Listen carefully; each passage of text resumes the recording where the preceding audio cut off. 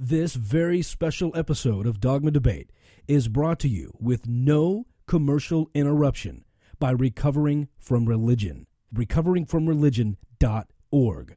Go check it out. Seek the truth and free your mind at dogmadebate.com. It'll upset you. It'll make you laugh. But most importantly, it'll make you think. This is Dogma Debate with David Smalley.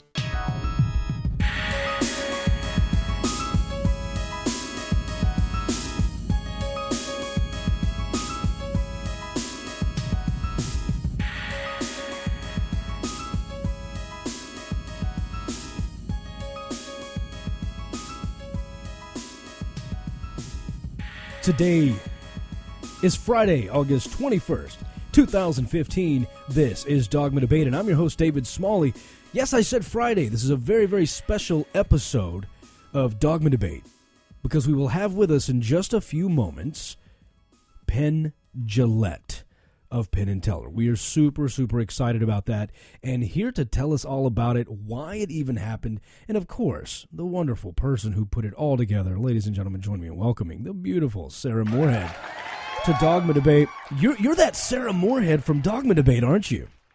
I am that Sarah Morehead from Dogma Debate. Thank you. That's a little inside joke. If you heard the last episode Sarah was on, you're going to get that, and you're laughing. Sarah, wow, last year, we blew it out of the water. You connected us with Neil deGrasse Tyson. You're the one to thank for that. We go to Nebraska to do Apostacon, and Neil deGrasse Tyson ends up joining us on stage for a live episode of Dogma Debate. And now you've done it again with Penn & Teller. I just had a wonderful conversation with Penn that I'm about to share with the listening audience. First and foremost, thank you so much for trusting us with that responsibility of being respectful, of getting to that audience, and making sure that Penn wasn't disappointed. There are 1,000 podcasts out there, 1,000 radio hosts you could have gone to. We're very honored that you've chosen Dogma Debate for the second year in a row, so thank you for that. Oh, I appreciate that. You know what? You guys do a good show, and we have a lot of fun, and I love working with you, so it's a good fit. Awesome. Well, thanks. So tell us, I'm so excited. Apostacon was actually in Omaha for every year since you started. How long has it been going? We're going into our seventh year. Sorry about that, 7th year. So this is the 7th year. 6 years in a row it was in Omaha, right?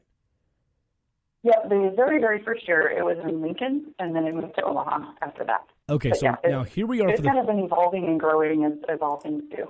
Absolutely. And so here we are now, 2015, the 7th Apostacon, and it's in Dallas, my hometown.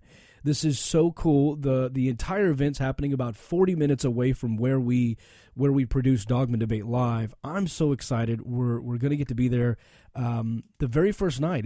We're talking about September 18th through the 20th. Apostacon is in Dallas. That first night, Friday night, is Penn & Teller, and then Dogma Debate immediately after. Exactly. As well as a VIP thing. What better way to wind that down, right? Oh, man. And have everybody hang out and party with Dogma Debate. Yeah, it's going to be so much fun. Tell everybody about what's going on and how they can get there, because they don't want to miss this one. Right. It's going to be pretty exciting. So, we're going to be at the DFW Marriott in Irving, actually, and go to our website to get that information. But essentially, we're going to have Penn & Teller. They're going to do a show or a talk called 40 Years of Bullshit, where it's a Q&A style. They're going to be interacting with the audience. Very similar to, with the Evening of Inquiry with Dr. Tyson, where, we're able to bring somebody who a lot of people love and pay attention to and listen to and enjoy, but, in a way that it's not their typical talk. They're able to interact with everybody and spend time with everybody. We'll have a big, huge talk that, in the big auditorium like we do, and then after that, if people want to, we've got some ticketing options to participate in a reception or a VIP dinner, those kinds of things. And then everybody who gets a ticket that weekend is able to enjoy all of the festivities. So it includes food, it includes hanging out, doing the Penn & Teller stuff, and obviously all of the rest of the great speakers. Yeah, so let's be clear about that, because last year it was a separate thing, right? You had to buy, I guess, the general admission, but then there was a special thing for Tyson, right? Correct. And so this year... It was, you buy your ticket, and then you had to also add on the Tyson ticket. Right, and this year that's not the case. If you get the general admission, you get everything. I mean, not everything, because there's VIP stuff available, but you get access to everybody on stage, including Dogma Debate, including Penn and Teller. Including Penn and Teller, and including your lunch meals for Saturday and for Sunday, and including the Saturday night party we've got the comedians coming in, we've got, Clearly Guilty, the band, and they're going to come play. And of course, we've got our costume meatball that everybody, spends an entire year making costumes for. Yeah. And that's just an all-night party. So all of that is now included. And then we've got everything Sunday. And then we have Chris Johnson is going to be screening his Better Life movie at the end of Sunday. So it includes everything, absolutely everything. God, that's so amazing. And of course, they can upgrade if they want to do, the more interactive stuff with the VIP dinner or anything like that, of course. But everybody gets, the same pickings for the weekend. Man, that is so cool. What speakers can you tell us about? We know Penn and Teller, An Evening of Magical Inquiry, 40 Years of Bullshit. And by the way, this episode of Dogma Debate, explicit. We don't ever do it. I think one other time in history, the first time Sam Singleton was on, we made that explicit. I believe that was the one. This is the only other time. This episode is explicit because, because it's the name of their show. Yeah, I mean, I can't help it. I'm sorry, I screwed up your family safe rating there, man. Yeah, that's okay. Can you tell us anything about or some of the other speakers? Yeah, absolutely. So we have David Tamayo from the Hispanic American Freethinkers. We have Ryan Bell, who is very well known as the pastor who tried being, during the Year Without God, and he's going to come talk about that and his new projects that he's working on. We have Sarah Hayter coming from the Ex-Muslims of North America to talk about all the stuff their organization is doing and how they're reaching out to people who are leading the Islamic world. Let's see, we've got Margaret Downey from the Free Thought Society. She's amazing and does a lot of work with secular holiday celebrations and, just networking with families and all that. We've got Alex Jules is speaking. Shelley Siegel is singing, of course. We've got Mary Ellen Hooper, who is a comedian from Comedy Central, and she is hysterical. She's going to be doing a comedy lineup. We've got Bishop McNeil, who he does a Free Thought political action committee that sponsors and helps fundraise with politicians who are trying to get into legislation so that they're able to, be themselves, be secular, be non-religious, and stay funded, obviously. David Fitzgerald is going to be there. You've got some of our old favorites here.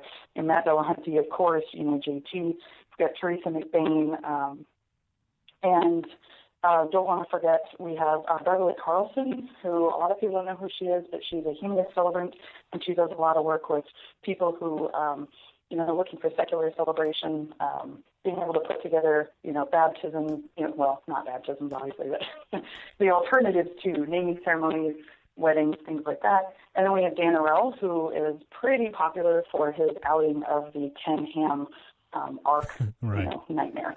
So we've got a really power-packed lineup. Wow. We also need to make sure, don't want to forget them. We have the Richard Dawkins Foundation for Reason and Science.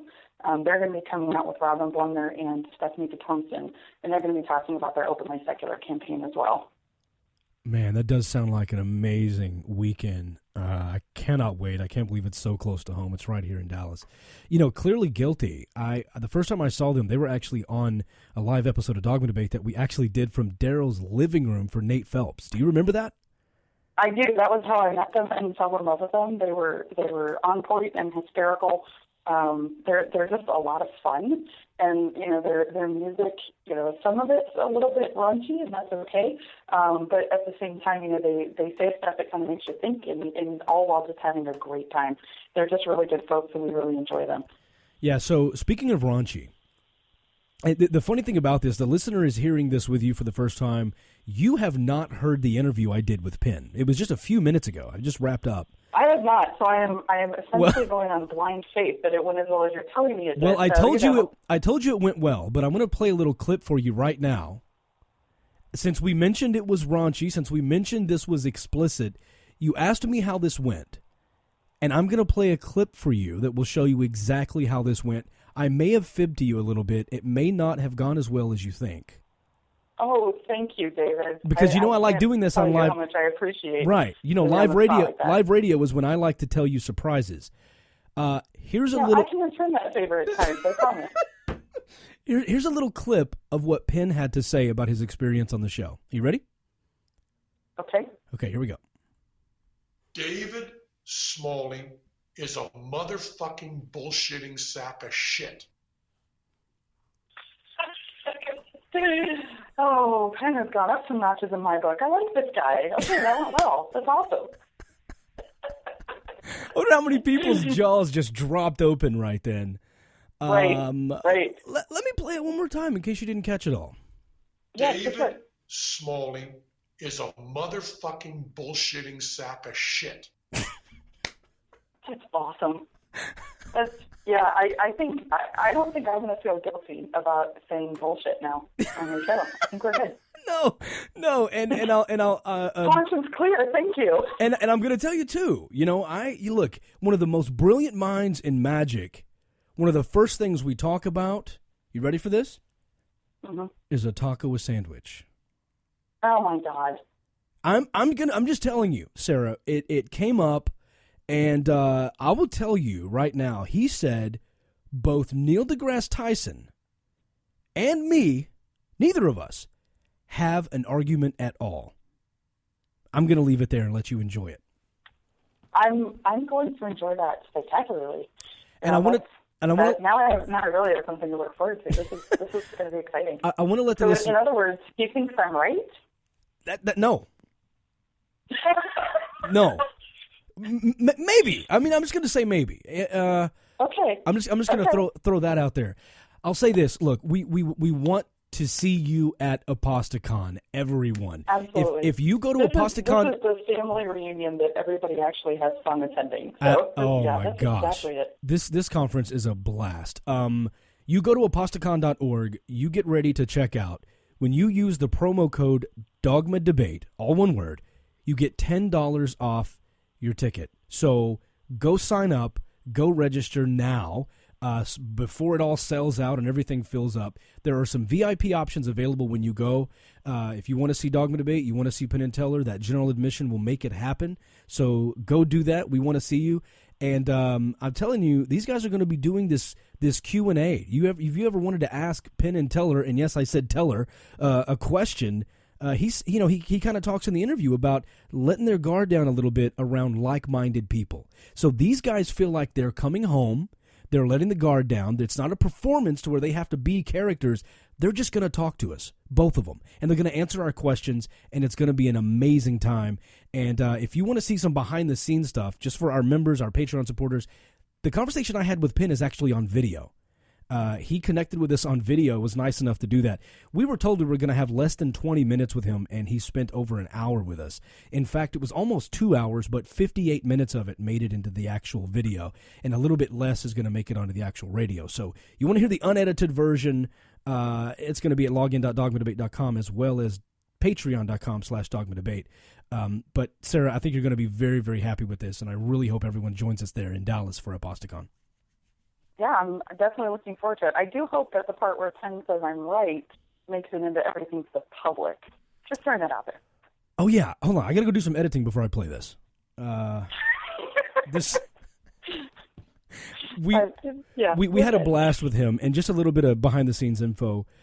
We tried it one way. We were using a different technology, and there were audio issues on his side, and so we had to kind of start over. And then my Skype locked up right in the middle of the conversation with him, and I just thought, that's it. We were already over our 20 minutes, Sarah. We were done with the 20 minutes. We were about to wrap up. Everything locked up, and not only did it lock up, I lost the entire recording. And I thought, oh my God, see, I'm really, really glad that I was on a plane when all this was happening, because right. I probably would have had an interview. Yeah, so, and I love how you're telling me this during the interview, so the only thing I can do is act like it wouldn't have been that big of a deal. But I would have absolutely died. Well, check this out, though. Thank you for that. So I'm thinking, okay, surely he's gone. He's a busy guy. He's got a million things going on. He's going to be irritated. He's going to be, I'm done with this. I'll reschedule it. He sat there and waited at least 15 minutes for me to get everything fixed. I reached back out to him, and he was just sitting there waiting. And then he spent another hour with me talking as though we had been best friends forever. He is an amazing guy. He's so sweet. We disagree on politics. I found that out. But he is a wonderful, wonderful guy. Not surprised there either. Yeah, no, he's a wonderful guy though. I mean, I and he kept, saying from one friend to another, and he's so approachable, so sweet. I can't wait to shake his hand in person. So Sarah, thank you once again for making that happen. Well, and I appreciate you taking the time to do that too. Yeah, it was a blast. So there's your chance. Apostacon.org. Sign up. Use the promo code Dogma Debate. $10 off.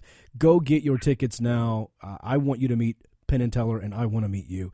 It's going to be a blast. Apostacon. And they're pretty well known for sticking around after the show and making sure people get time with them too. So it's kind of similar to Dr. Tyson. These are folks that love to go out of their way to make sure their fans are appreciated. Yeah, so that's really a big part of why we wanted to include them. I'll tell you this too. I told him I was doing a show after him, and he said, "Yeah, I know." And I said, and last year, Neil deGrasse Tyson came back and did a show, and he's like, "I know." He said, "And don't be surprised if I stop by as well." So exactly. He's already kind of planning. There's no promises, but he's kind of planning that if he has an opportunity to come back during the live Dogma Debate, he may come back and join us. So that's some exciting stuff. So we're really pumped about it. Thanks again for making it happen, Sarah. I know you're busy. You got a million things going on. You're flying around the country, managing 8 different conferences. You've got a million things going on. So thanks for your time today. And once again, thanks for the connection with Penn, because he was amazing. Awesome. Thanks, man. I appreciate all you do. All right. Take care, Sarah. You too, honey. And this is being brought to you with no commercial interruption whatsoever by Recovering From Religion. recoveringfromreligion.org. Go check out what they're doing. It's amazing stuff. Here is the interview with Penn Jillette. I'm honored to be joined by the man himself, Mr. Penn Jillette. I'm here. Hello, Penn. Thank you so much for joining us. I know you have a busy day. I'm not in the house. I'm in my house. That's good enough. That's good enough. How have you been? I've been illin' and chillin' like little Bobby Dylan with the original lithograph by Bobby Dylan up behind me here. I see that. Yeah, doing great. We're excited about coming to Apostacon. As I said, I don't have my colander on. I rushed in from my children's school where they were doing their orientation in their bullshit jive-ass little uniforms at their asshole rich person school. And I ran in here because I didn't want to keep you waiting. I wanted you to keep me waiting. Yeah. So I just stop on the way and get my colander to put it on. But I would wear it as proudly as Neil deGrasse Tyson, my buddy Neil deGrasse Tyson, who has a very, very comely picture of him with a colander on his head. Yeah, he was at Apostacon with us last year. He joined me. It was on stage with me for a live broadcast. And what do I do with one of the brightest minds in astrophysics? I bring him up on stage in front of a live radio, in front of a live studio audience, broadcasting live. I ask him the question. Most people have a chance to pick his brain. They talk about meaningful stuff. I looked at the man and I said, "Is a taco a sandwich?" And we had a fantastic discussion about olives and pickles and food. And you know what taco means? What does it mean? It means snack. My argument was it's kind of on the sliding scale of. I don't have an argument. No. It's a snack. We're done. It's done. He said what did he say? He doesn't have an argument. It's a snack. We're done. Okay, fair enough. So you had your kids already. What you do with your taco? I say roll it like a burrito and stick it where the Mexican sun don't shine on Donald Trump's white hairy ass. That's what I suggest. So you're not a supporter. You're not a supporter of Donald Trump. Donald Trump dislikes, as far as I can tell, he dislikes immigrants, veterans, women, and me. That's his major list. I may be the only person he dislikes who doesn't fit in the other 3 categories. Now, what's his excuse for disliking you? When I was working on Celebrity Apprentice, one of the things that they really wanted out of us, this is way back, was to support him for president. And although I liked, as much as you can like doing a reality show, I enjoyed doing a reality show with him and enjoyed listening to him pontificate and enjoyed kind of how unfiltered he is. I enjoyed all of that stuff. I didn't want to support him as a presidential candidate. And I also wrote honestly about what I felt about doing the show. And I just want to tell you something. If you want to be popular with people like Donald Trump, don't be honest. I'm just telling you this one friend to another. Don't be honest. What did you say that bothered him so much? You just said you didn't like the show? You didn't like being on it? No. I said I liked the show and liked being on it. I said he had hair that looked like cotton candy made of piss. Now you give me, and I will give you a half an hour. You get back to me. You come up with a better description of Donald Trump's hair than cotton candy made of piss. And you're going to do, Brandy. Beat it. Come on, beat it. Now. There's no way. You're not going to beat that. No. Because it's possibly the finest description in Western literature of anything. Go ahead. Go through Lolita. Go through all of Nabokov's writing. Okay? Go through all of Moby Dick and find something better. Nope. Hair looks like cotton candy made of piss. Now, you're probably saying to yourself, well, that's just Penn being poetic. But I have made cotton candy out of piss, so I know precisely what it looks like. Yeah, okay. I'm carny trash. So you're talking to an expert. So who do you like in the Who do you like? Who do you like in the presidential election? I know you're very vocal when it comes to politics, and you're not always the most popular opinion. So I am. I don't have a dog in this race yet. You know, I'm a big fan of Gary Johnson, and Gary Johnson has not even said he's running yet. But please remember, please, and I say this one guy to another, for the love of Christ, please remember that 8 years ago, leading in the polls higher than Donald Trump, were both Michelle Bachmann and Rudy Giuliani. And remember that Hillary Clinton was a shoo-in, and most of us had only heard of Obama as the one wonderful speech he gave at the convention. But we did not know him as a contender. So what I'm saying is we're pretty early out. Now, I'm not one of these people that says we spend too much attention on politics, that we start the campaigning too early, we spend too much money. We spend less money, all told, on politics in this country than we do on frozen yogurt. So shut the fuck up about there being too much money until you take your little tasty delight and shove them up your ass. Right along. Come on now. You by the way, means snack. Now, come on. Now, you got to admit, it's a little unfair that guys like the Koch brothers come in and buy politicians. Do you think they should be able to do that? You can get pretty upset at the fact of how much money they put behind supporting gay marriage. And when Hillary Clinton was fighting against it, the Koch brothers were fighting for it. So I can understand you being upset, a homophobe like you. But for those of us who were in favor of our brothers and sisters and selves in the gay movement, we're kind of okay with the Koch brothers. Okay, you hypocritical piece of shit. It means snack, David. I got it. One more political question, and I promise I'll get away from the politics, because I want to get into bullshit. I want to get into Fool Us and talk about Apostacon. When it comes down, obviously we've got this two-party system. You mentioned Gary Johnson. He's obviously not a Republican. Party system. We have a one-party system with two sports teams underneath. Okay, fair enough. And I'm not going to disagree with that. You look at Bernie Sanders and Donald Trump. The only difference is Donald Trump wants. Donald Trump wants more government control. I'm sure there are a few more differences than that. The most socialist candidate we have is Donald Trump. Interesting take. My question is, he wants to add 100,000 people to the federal payroll in terms of enforcers. He just wants more police. Okay. By the way, the person I like the most in the campaign is probably Bernie Sanders, but I don't agree with him much. Let's say Gary Johnson jumps into the race as independent or Green Party or whatever. Libertarian. And then you've got this huge dichotomy, this huge Republican Democrat.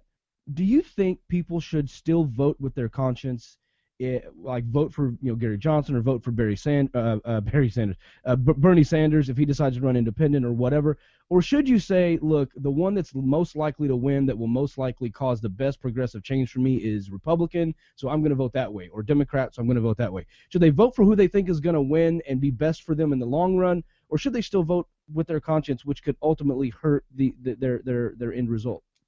Well, you are arguing the cynical point of view, and I will never accept the cynical point of view argument. It always breaks my heart. Also, with all due respect, I don't think you're smart enough, and only because I don't think anyone's smart enough to be able to play the handicaps that way. The only way to waste your vote is to vote. If there's not someone that you believe would actually do the job well, do not vote. That was a wonderful thing that when MTV was doing their Rock the Vote thing, which was essentially trying to get Democrats elected, but we'll pretend that wasn't the case. When they did their Rock the Vote thing, the way they could get away with it was by not being partisan. So Steve Earle, Steve Earle, wonderful country outlaw musician, and very much a hardcore liberal, and a kind of passing friend of mine. I like him very much. Steve Earle did a PSA for Rock the Vote, I think in the 80s or early 90s, that has become absolutely my whole take on politics. He looked into the camera and said, I'm not sure the wording is exact, but he looked into the camera and said, it doesn't matter who you vote for, just vote. And I thought to myself, wow, that is the most profound thing I've ever heard. So I did one for MTV right after that said, it doesn't matter who you vote for, so don't vote. It doesn't matter who you vote for the love of Christ, don't vote. Here's my take on it, though, and I know what you mean. None of us are smart enough to know to like you said, play the handicap. I totally get it.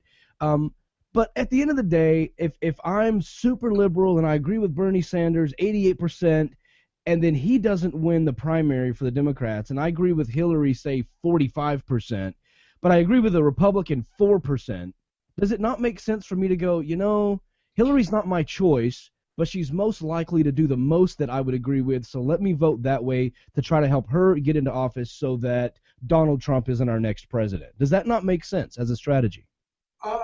Yes, as a strategy.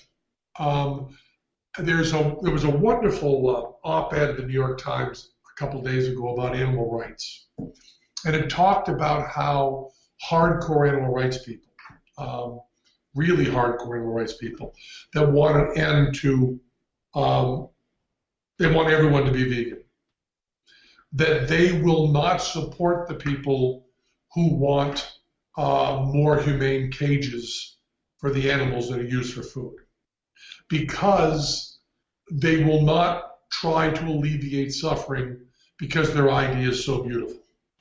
Gotcha. Your argument for that is beautifully stated and very well written in this editorial, which I've forgotten, forgive me, who wrote it, because I didn't expect to reference it. It's a beautifully written article that says that in beautiful idealistic positions, you often accept some suffering for shiny lines. Mm-hmm. And I believe that's my position. I believe my position is I enjoy artistically idealism very much. And I enjoy beauty very much. And when you start getting down to pragmatic, that becomes kind of heartbreaking for me, but I can't say you're wrong.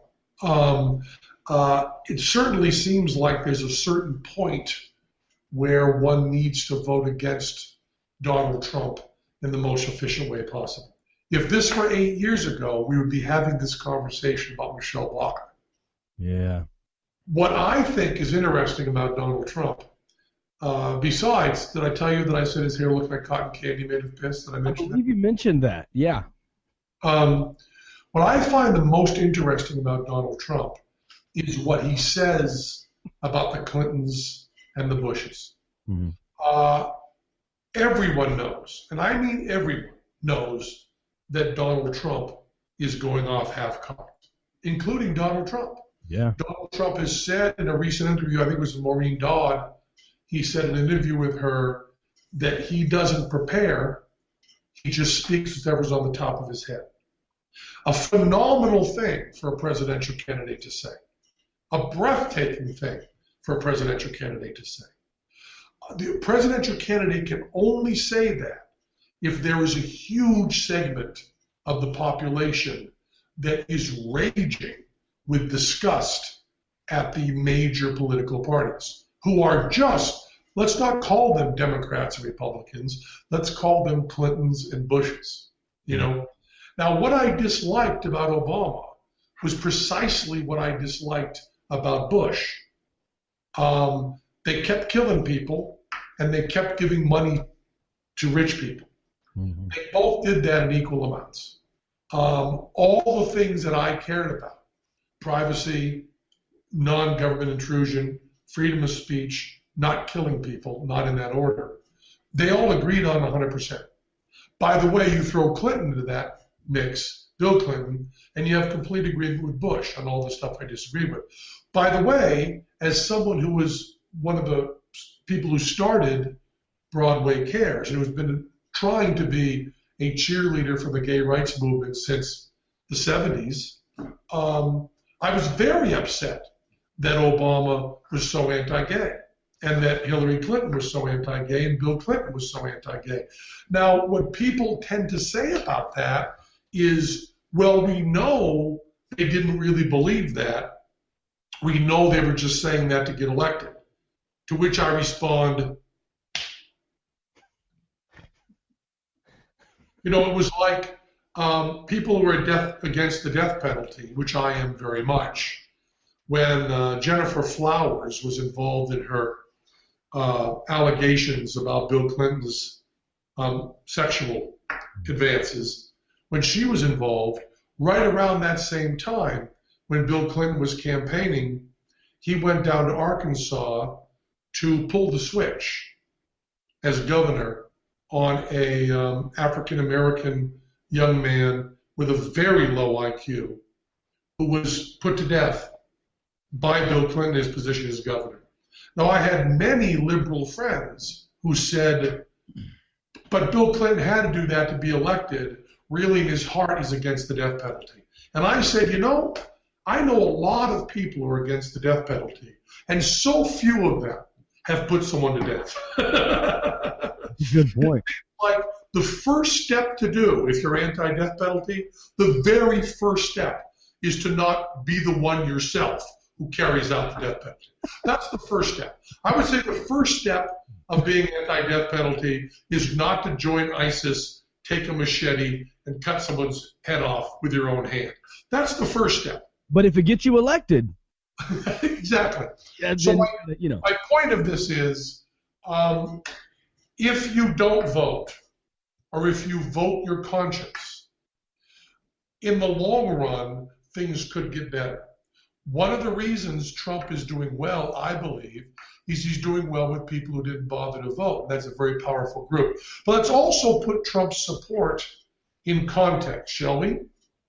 About 20%, of the third of the people who have registered Republican in a poll that is non-binding and they know means nothing, are willing to say Donald Trump might be okay this week.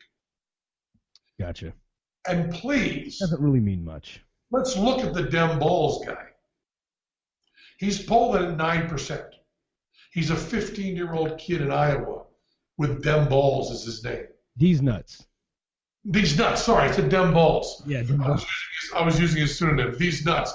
Boy, it's funny I did that. That's why I need notes in front of me. Dem Balls is better, isn't it? I like Dem Balls. Maybe Dem Balls could be his running mate. Yeah. These nuts are Dem Balls. Yeah. Anyway, look how well he's polled. Yeah. So I don't think you need to be very scared about this. And, I think Hillary doesn't have to be afraid of not winning. She has to be afraid of, whether it's time for her to put all her support behind Snowden, because it's time to say that releasing government secrets is kind of A-okay. If she put top secret stuff in her personal email, there may be some ramifications of that, which is another case I don't understand. So let's switch gears for a second, because I want to talk to you about bullshit. Sure. It's absolutely. We should also say, because this is important, we should also say that when we do Apostacon, this is not a Vegas Penn and Teller show. It's not a Broadway Penn and Teller show. In the presence of completely friendly fire, Teller and I take down our guards and really talk to people. So this will be a Q&A where Teller is talking. Teller, who is silent on stage and silent on TV, has felt that it's worth it to talk to the Apostacon people. We're given magic awards, which we've been given a bunch of times by the Magic Castle. And we're going up in front of magicians. All the speeches are given by Teller as kind of a little wink to, you guys are in on the secrets. So I just stand there and smile. That's cool.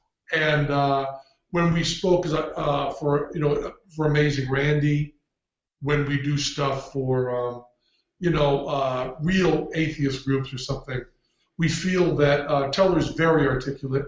Teller's a smart guy in the group. That those people can handle him talking. Yeah, definitely. So on this show, on Dogma Debate, we tend to intentionally, whenever we have Christians on the show, we extend the olive branch. We're very nice. We try not to offend people, and we find that gets us a long way, because when we talk to them and we get them to listen to themselves speak, it really helps them to start trying to put together what they believe, and you kind of watch that cognitive dissonance happen, or you kind of watch that struggle. Talk a little bit about your pitch for bullshit, because when we were talking earlier, which wasn't a part of this segment, I learned something about, I guess, the benefits and value of actually being offensive. Al Goldstein is an American hero. Al Goldstein went to the Supreme Court for your freedom of speech, Topeka versus Goldstein. He's a pornographer out of New York. He's now dead. In the later years of his life, I took care of him because he had done so much for our country. He founded Screw Magazine, and he was a really, really contentious, argumentative asshole. Not liked by many people. I loved him. And he was involved in a lot of lawsuits. Now, my advice to you as a friend, any lawsuit that you are going to get involved in, settle it. Don't have idealism. Maybe you can be idealistic and vote your conscience instead of Hillary. But in the courtroom, do not be idealistic. That was, one of Lenny Bruce's big mistakes. Okay. But there are some among us, Larry Flint, Lenny Bruce, absolutely, Al Goldstein, who are willing to go all the way and fight for something they see as right. Al Goldstein did that, and I thought we owed him a lot. But Al Goldstein was suing and getting sued all the time. It was his hobby. And Al told me very early on that when you're dealing with someone who might be litigious, use obscenity. Use obscenity on purpose. Because if I call you, if I say David Smalley is an habitual liar, and you are also someone who is litigious, if you got those two things, you can take me to court. You can go on the stand and say, here are times I didn't lie. You said I'm a liar habitually. Prove it. And you can take me down. If I call you a fraud, a quack, a hustler, you will take me down. But if I call you, if I say simply, very clearly, David Smalley is a motherfucking bullshitting sack of shit, you have a lot of trouble going to court with that. So when I first pitched bullshit to Showtime, I said if we call these people liars, we could get busted. If we call them bullshitters, it's harder. Now, you can be sued by anyone for anything. Sure. I am not giving legal advice, and it won't always work. But our lawyers at Showtime absolutely loved it. So they would write in the margins, instead of saying this is not true, can you say this is motherfucking bullshit? Those were our legal notes we were getting. We were getting things crossed out. And we used a lot of techniques. We were doing the thing on chiropractors. It's very dangerous, and I will not say it now. But some have said, and it's not me, because I can't prove it. Okay. Some have said, not me, some have said that chiropractors are quacks. I'm not saying that. That's not you. No, that's not you. Some have said. I'm just saying we did the show on chiropractic. The lawyers went crazy over the script and said, what can we do? So I suggested, and we did, for the chiropractic show, I never, ever, ever use the word quack. And I will not use the word quack. What I did do was bring 50 ducks onto the set who stood on their feet, waddled around, and I don't know what they said about chiropractors. I don't know. They're ducks. What do they know? I mean, will some of those ducks be sued? I don't know. I don't even know the names on some of them. All I know is the little bastards were running around my feet, and they were saying what they were saying, and I was saying what I was saying. We did the thing on vertical marketing. We were told we could not say the words pyramid scheme when dealing with some of the people on there. Okay. Could not say the word pyramid scheme. Now, I'm not saying one of us got the idea, but sometimes we would do stand-ups for bullshit in front of green screen. It just happened that show, an art director or something, had lots of shots of Egypt behind us. Lots of shots of the Luxor in Las Vegas. Total coincidence. That's just because a white psych, David, gets boring. Gotcha. Yeah. Right? You want something behind you interesting. Like this original Dylan lithograph, which is mine. I own it. You know who gave it to me? Who gave that to you? Bob Dylan! That's all. Wow. A gift from Bob Dylan right there behind you on your wall. Yeah. So we're going to be at Apostacon, and we will talk about anything you want. And we will put colanders on our head. So you've done this kind of thing before. Have you ever gotten a question that on the spot that you wish, it makes you kind of wish, maybe we shouldn't do this? We can ask questions about stuff that we were wrong on bullshit about. Ooh. When I work in front of a Christian group, which I've done, I've spoken in front of evangelical right-wing groups, and it gets to the Q&A. I find the Q&As are polite, respectful, and very, very kind. When I work in front of an atheist group, they are absolutely brutal. And I say that with a great deal of pride because they know it's friendly fire. Mm-hmm. And friendly fire is rougher and should be rougher.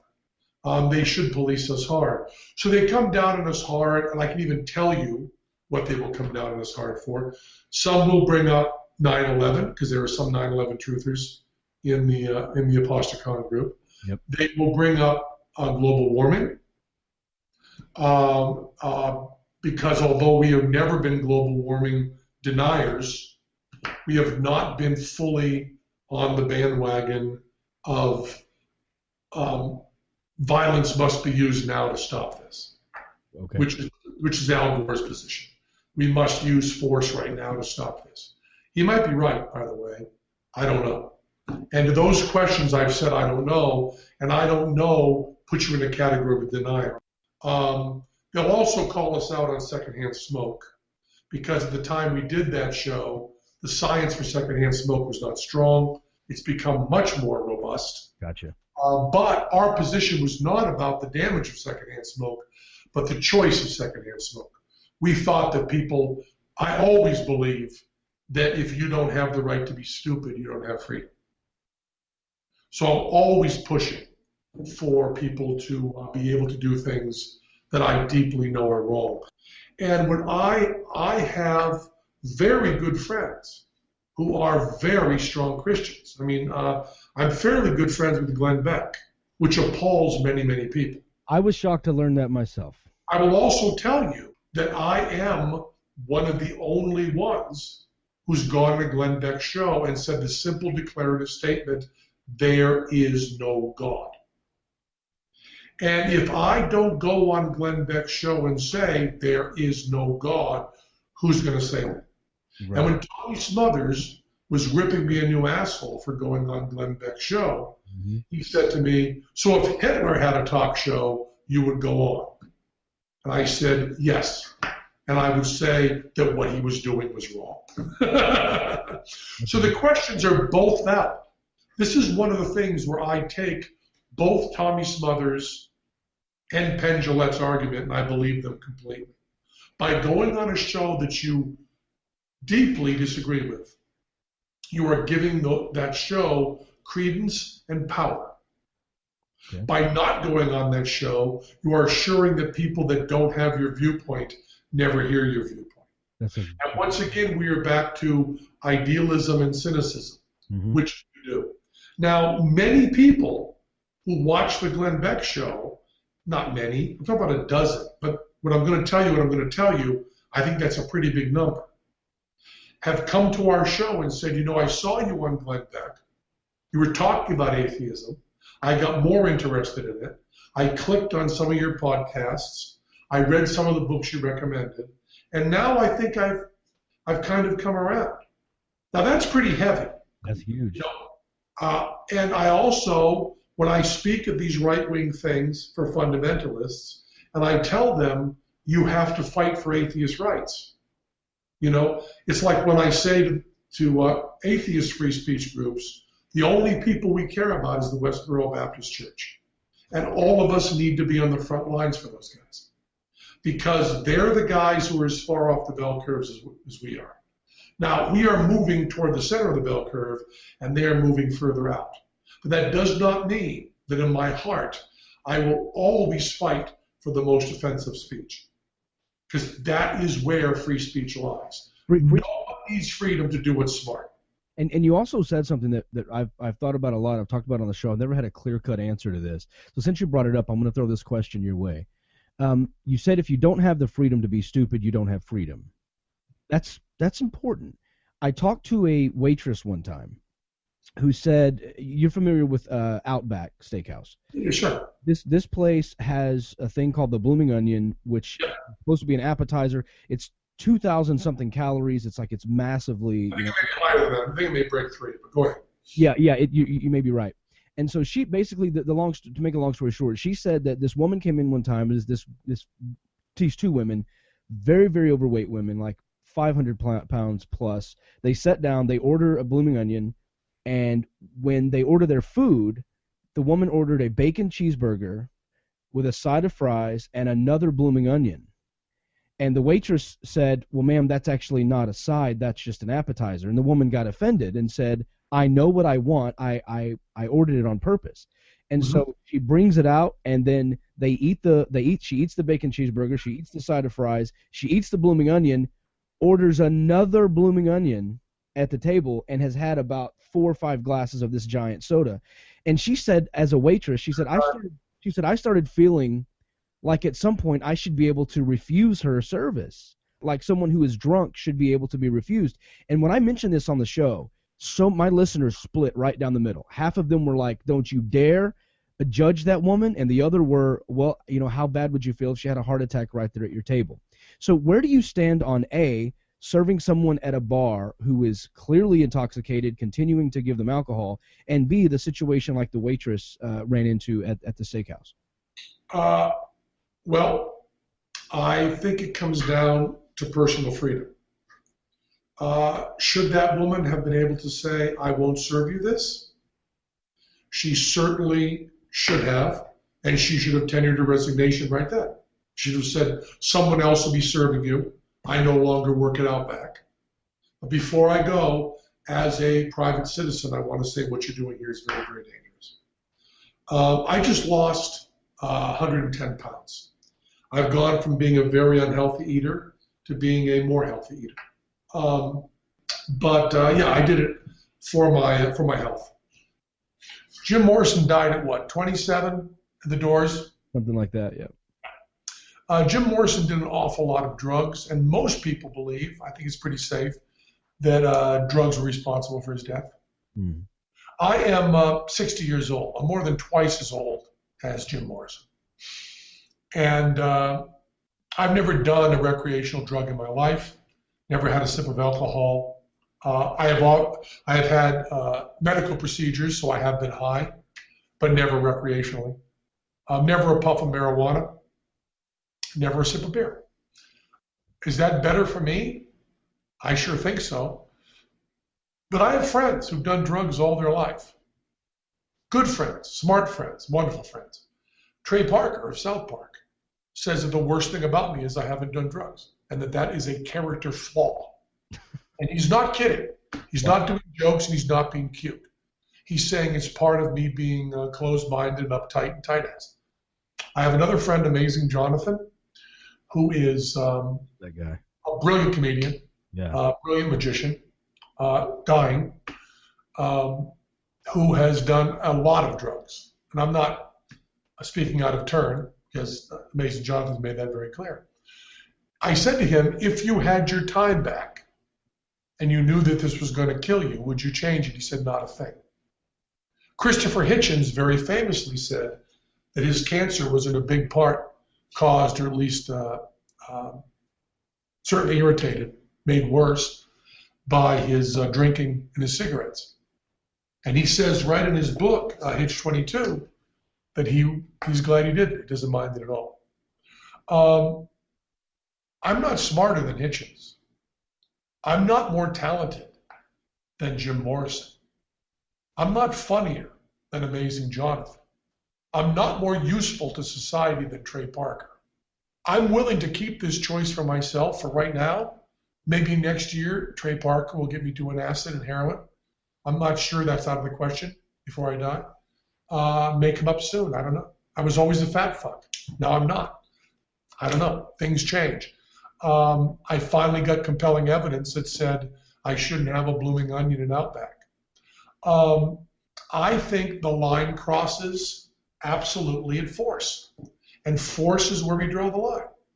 So if she wants to say, you're too fucking fat, don't eat this, or if she wants to say, do you think this is wise considering your weight, as politely as she wants, I'm absolutely all for that. If Outback then wants to say, we aren't telling people what to eat, that's not really our policy as a company, so you are fired, I'm not willing to use government force to stop Outback from firing her. I'm also not willing to stop the heavy woman from standing up in Outback and confronting her in a public argument.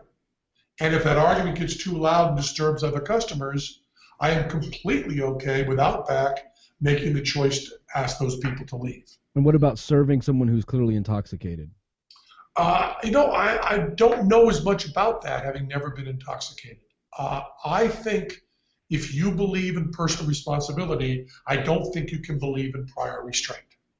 Okay. So I am very against police who stop people on New Year's Eve for drug tests. Gotcha. I would be okay if we said insurance doesn't cover any damage done when you're drunk and you cannot go bankrupt. So if you drive drunk once and get a fender bender, you may be unable to ever have a reasonable middle class life again. I am willing to say that if you have a blood alcohol level at a certain level and someone dies in an accident with you, that is the equivalent of murder, and that we can move that sentencing up. Okay. But as long as you're willing to take responsibility, I have a lot of trouble. A person shrugging responsibility off to someone else. If you want any information about liquor, you should not talk to Penn Jillette. If you want information on precisely what Donald Trump's hair looks like, I'm your guy. Gotcha. That's your specialty.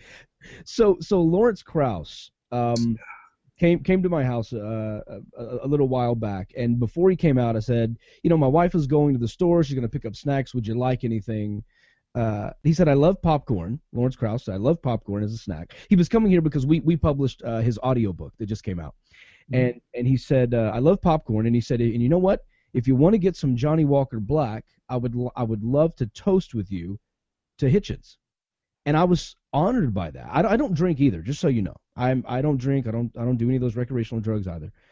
But I thought, what an amazing opportunity to toast with Lawrence Krauss, one of Hitchens' best friends, Johnny Walker Black, in honor of Hitch. Absolutely. And we did that, and I still have 3/4 of the bottle sitting up there. It was an amazing time. Well, I have that same story. Well, I heard. That's what I'm asking you about. I heard, and I think it was Emery that told me, or it was either Emery or Krauss. I don't remember. One of them told me that Hitchens showed up to your house for a party with a bottle of. I can tell the story. Please do. I heard you didn't let him bring the bottle in. No, let me tell the story. Hey, tell the story. Because I might do a better job than someone who wasn't there. You definitely will do a better job, but I wanted to tease the audience with this shocking thing that we may hear. So go ahead. I did a movie called The Aristocrats. Yes, you did. Paul Provenza. Love that guy. With Emery, who edited it. And at the movie, I had an early cut of it, and I invited a bunch of people over to my house to see it. And one of those people was Christopher Hitchens. And it was evening in Vegas, a beautiful, beautiful, clear night. And Hitchens arrived in my gate to a place called the Slammer, which may be turned, by the way, into an atheist church. That's what they're working on. Hey, nice. I bought a different house, and I'm going to sell that, but they want to turn the Slammer into an atheist church called the Vatican, because the Vatican. Got it. And it's the Church of Bacon that's doing that. And Hitchens showed up on the doorway, and he had in his hand a bottle of liquor. Now, you say Johnny Walker Black. I don't know liquor. But he had it in his hand. And he was going to come into the house. And there was no one else around. And we were on the porch on a beautiful Las Vegas night. And I said, so glad, Hitch, you showed up, and you're going to see my movie. This means the world to me. I said, I've never had a drink in my life. And there's never been any alcohol inside the Slammer, ever, any. Not even a beer has been in there. And it's kind of like my refuge from a world where everybody drinks and does drugs. And Hitchens said, well, I don't want to offend your religion. And I said, yeah, I know. It's not a religion, just a personal thing. Wow. And he looked at me and said, are you going to stop me from coming in your house with alcohol? And I said, from the bottom of my heart, as honestly as I've ever meant it, I said, I don't know. He said, are you going to stop me? I said, I don't know. And I said, are you going to bring alcohol into my house? And he said, I don't know. And we stood there on my porch. Wow. And I was with one of the people I respect most on earth. Absolutely. And love the most and adore. And we're on a beautiful, beautiful night. And we're two friends. And there are no voices being raised. There's no arguments being made. There's no discussion being had. We're sitting out there totally silently. And then once again I said, I don't know. And there was a long pause. Now all of this seems like an eternity, but I bet it was a really long time. I bet it was over 2 minutes. Now, 2 minutes for this exchange is a very long time. And Christopher Hitchens took the bottle, held it in his hand between us, put it down on my porch, not in a bag, not on a railing, in the middle of the walkway of the porch. He just bent down and placed it there. And he looked me in the eye and he said, let's go watch a movie. And we walked in, we watched The Aristocrats. Hitchens was very, very kind about The Aristocrats and absolutely loved it. He gave me some very important advice on how to defend it, what to say, which was really cool stuff about the uses of the word obscenity. And then I walked him out. We called a cab. There was a bunch of people there, all atheist skeptic group, none of whom saw this exchange, nor did either of us talk about it. And then he stayed after the movie. We chatted for a while. I called him a cab. Cab showed up. We saw the headlights. And Christopher Hitchens said, thanks a lot for having me over to your house. I said, thanks for coming. He walked out to the porch, leaned over, picked up the bottle, took a swig, jumped in the cab, waved me goodbye. So make of that what you want. Wow. I don't think it was a confrontation, and I don't think you can say that was not allowing Hitchens to bring alcohol into my home. Absolutely not. I don't think you can call that Hitchens bringing alcohol to my house to fuck with me. I think you can call that two people who care very much for each other deciding the best way to handle it. That's and you're right. You were way better at telling it. I think that if Hitchens had kept that bottle in his hand and started walking in, the story would be exactly the same. We'll never know, but I may very well have said, come on in, Hitch, watch a movie. What I'm saying is, I think maybe either one of us would have. I think, you're both brilliant. You're both wonderful people, and you both have an immense amount of mutual respect. And I think that's what that means. And then later we had a discussion about drinking, which we did not have before this. We had it later, about a year later, a couple years later. I was talking to Hitchens, and Hitchens was maybe a little disturbed by me not drinking. And I said, when you think about drinking, who do you think of? He said, Winston Churchill. I said, you want to know who I think of? And he said, who? I said, Ronnie Peranto. He said, I'm sorry, I'm not familiar. When you bet a reference that Hitchens didn't get, it was Freak Out City. I'm not familiar with that. I said, Ronnie Peranto was a 12-year-old who I first saw drink in my junior high class. Threw up all over himself. I said, see, my parents, I come from a long line of teetotalers. There was never alcohol around. So the first people I saw drinking, first people I saw doing acid, the first people I saw doing heroin were high school students and or junior high students, and it was not very attractive. And a lot of those people in my school ended up ruining their lives. They did not have the life of Winston Churchill. They did not have the life of Christopher Hitchens. Christopher Hitchens and Winston Churchill went to fine schools in England and were from, fine neighborhoods. I'm from a dead factory town in New England where if you look up Greenfield on the web, Greenfield, Massachusetts, most of the news stories are about it being the heroin capital of New England. Wow. Everybody I know that lives up there has a friend in prison and a friend dead from heroin. So I don't know. If I'd have gone to boarding schools in England and looked up to Winston Churchill, I might be quite the social drinker. Absolutely. If Hitchens grew up in a dead factory town that he had no chance whatsoever of getting out of, he might have stayed sober.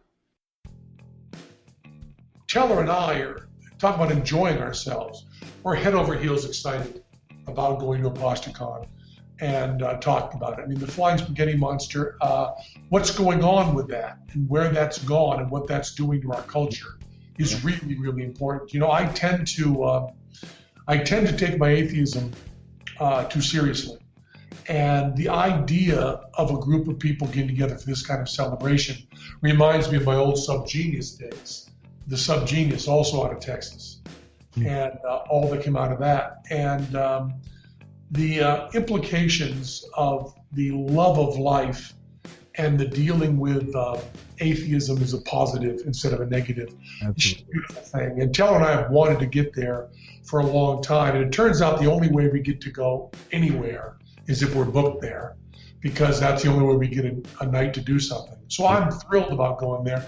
And I'm thrilled about getting the kinds of questions we get. And I'm thrilled about Teller taking half of the talking ability. So please, come on down, see us. Are you going to be there, right? I will be there. It's September 18th through the 20th. You can get tickets at apostacon.org. And if you use the promo code Dogma Debate, you get $10 off your purchase. We will actually be, Dogma Debate is doing a live broadcast right after you and Teller get off stage. So we're on the same stage with you immediately after to do a live radio broadcast. And it would be cool if you guys, after the VIP or whatever you guys are doing after, if you want to come back and do a segment with us, that would be awesome. I wouldn't be surprised if I blow by, sir.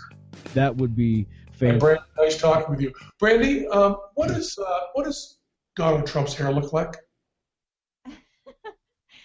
Cotton candy with piss. Made of piss. Real quick, tell people how they can find Penn Sunday School. Well, PennSundaySchool.com.